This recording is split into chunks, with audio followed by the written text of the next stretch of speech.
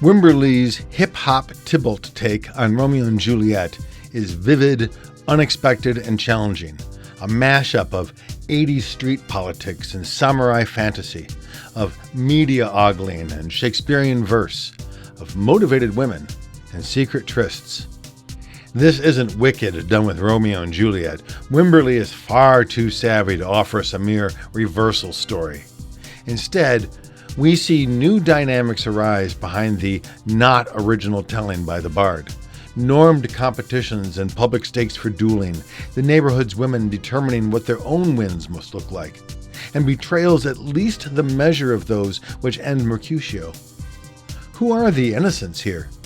Well, perhaps none in equal measure.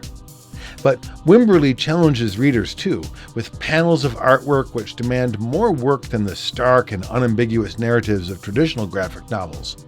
Most are without dialogue, slices of action or scene or character exposing a critical detail or obscuring two. A quick flash of an image which changes everything. The next decision instantaneous.